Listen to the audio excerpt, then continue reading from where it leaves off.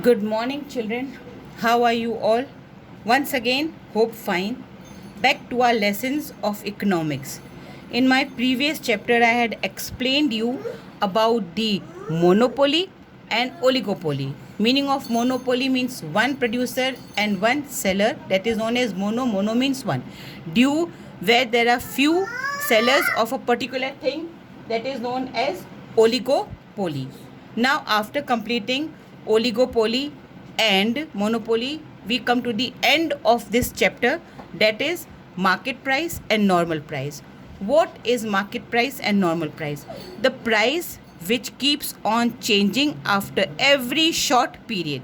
जो कम कम समय में अपनी कीमतें बदलती रहती है, वो चीज़ों को कहा जाता है, that is known as market price. Market price वो प्राइस है जो बहुत कम समय के लिए होती है और बदल जाती है. Understood? So first we will read market price. Are you all ready, children? So come on, let's begin. Market price is the price of a goods that prevails in the short period market at any given time. जो कम समय के लिए market में चलती है. It is also called a very short period equilibrium price. Right, children? Now, what are the features? What are the features or the characteristics of market price? Here I am reading, market price is a price of a good that prevails in the short period market at any given time. Okay, children, now we come to this. Usually it is asked in 2 marks question, so it's a very important part for 2 marks. Keep it ready for your board exam. Okay, children. Now, salient features or characteristics of market price. Very short lived. As I told you, this market price is for very short period and it keeps on changing after a short period, and totally it depends on the demand and supply. At a given time, when demand of particular thing keeps on increasing the market, the supply is also increased, and as the demand falls, the supply also is shortened.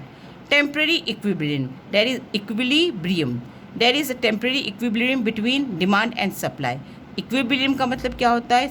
एक समान बराबर चलना, balance में चलना, that is known as equilibrium. जब कोई चीज़ कम ज़्यादा होती है तो उसको इम्बैलेंस कहा जाता है, इक्विलिब्रियम नहीं होती है. तो ये वो चीज़ों की प्राइस है जो मार्केट के अंदर समय समय पर डिमांड और सप्लाई बदलती जाती है और उनकी कीमतें भी बदलती जाती है. That is why the market price changes every day every hour. वो चीज़ें, वो सामान जिसकी कीमत का कोई भरोसा नहीं होता है, पल पल पर बदलती रहती है, that is known as temporary market price. Actual sale and purchase. Market price के अंदर सेल और परचेज पर इसका इफेक्ट पड़ता है. The goods and commodities are actually bought and sold at this price.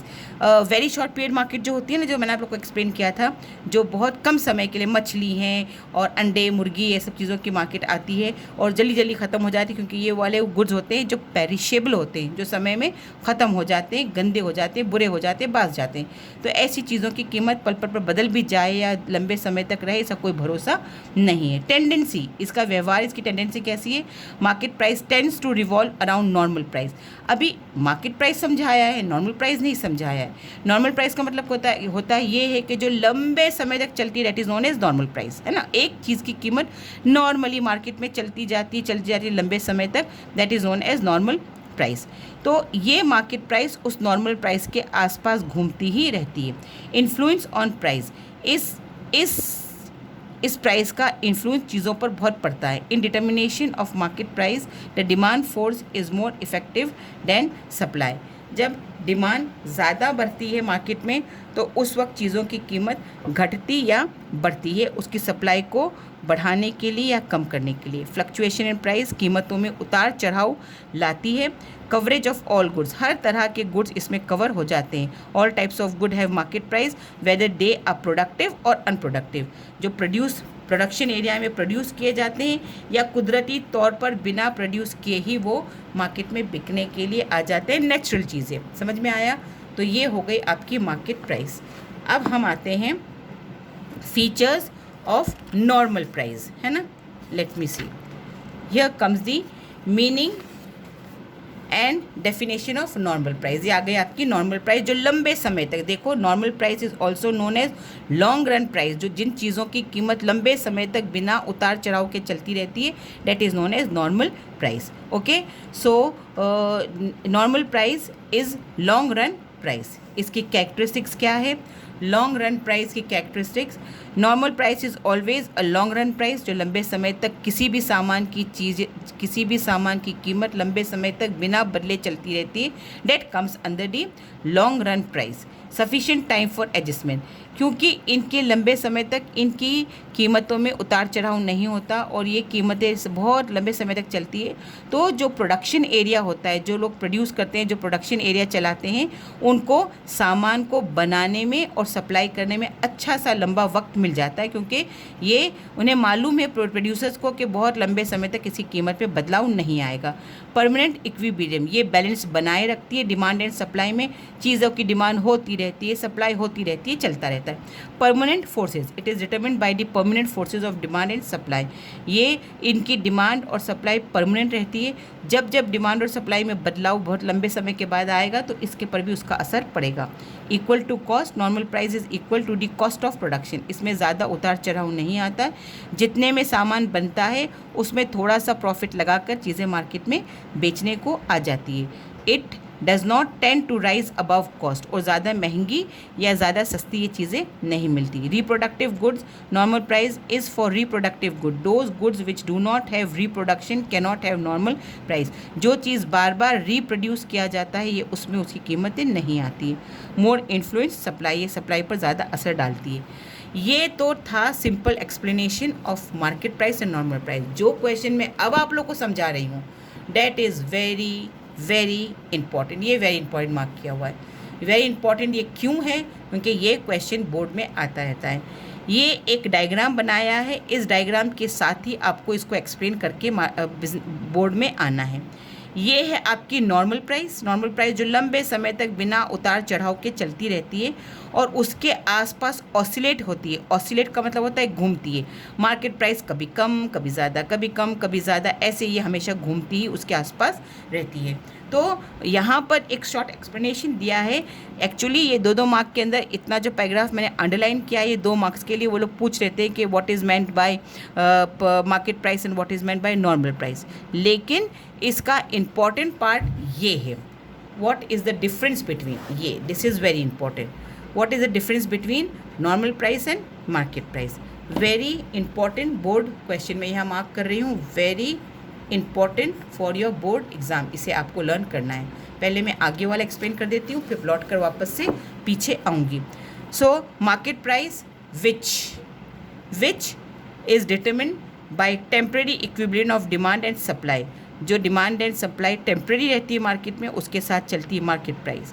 Fluctuates and में वेरी का मतलब होता है बदलते रहना, वेरी मतलब अलग अलग, time to time, but cannot remain far away from the normal price for any considerable period. ये मार्केट प्राइस उस चीज़ों की होती है जो समय समय पर जिसकी कीमतें बदलती रहती है और वो नॉर्मल प्राइस के आसपास ही घूमती रहती है। ये डायग्राम आपको लर्न करना है, आपको सीखना है, very simple.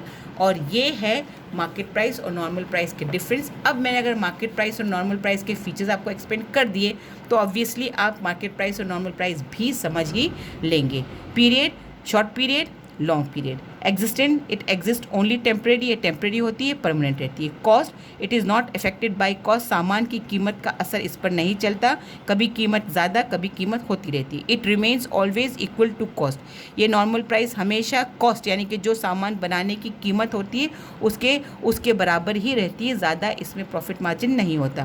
Price determination, demand plays an important role in price determination. जैसे जैसे डिमांड बढ़ती है कीमतें भी बढ़ती है, वैसे से डिमांड कम हुई तो कीमत भी कम हो जाएगी, सामान की कीमत भी कम हो जाएगी। Supply is the main force, supply है तो मार्केट में सुकून रहता है उन चीज़ों का जिसकी सप्लाई रेगुलर होती है, उसकी कीमतें बढ़ती नहीं है। अगर इंसान की ज़रूरतों की चीज़ों की सप्लाई, जैसे कि दूध ज़रूरी चीज़ें हैं, अगर दूध की सप्लाई मार्केट में रोक दी जाए तो हाहाकार मच जाती है, उनके लोगों को परेशानी होने लगती है। दूध एक ऐसा चीज़ है जो हर पल हर घड़ी हमें यूज़ में आता है। तो ये वो है कि दूध की कीमत आप देखते हैं, दूध की थैलियाँ जो आती हैं उनकी कीमतें हर पल ही बदलती रहती है, वो चलती जाती है और उसको बराबर रखने के लिए सप्लाई भी रेगुलर रखनी पड़ती है।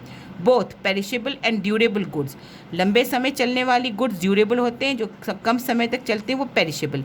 ड्यूरेबल और पेरिशेबल गुड दोनों ही इसमें आते हैं। ऐसा कुछ नहीं कि खाली पेरिशेबल गलने सड़ने वाली चीज़ आती है, जो लंबे समय तक चलने वाली चीज़ें होती हैं उसमें भी उतार चढ़ाव आता है। Only durable and reproductive goods have such price.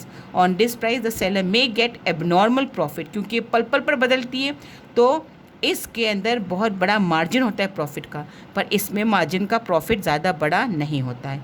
I hope it is very clear to you. I have come to an end of this lengthy chapter, which was the forms of market and price determination. Forms of market and price determination का ये chapter आज मैंने ख़त्म किया। This is the conclusion and end of your very lengthy chapter. Hope everything is very clear to you, and if you have children any doubt, most welcome, you can send me message or you can contact me on my mobile number and get your queries and doubts solved by me. Till then, when we will meet in our next class, goodbye, have a nice day, thank you.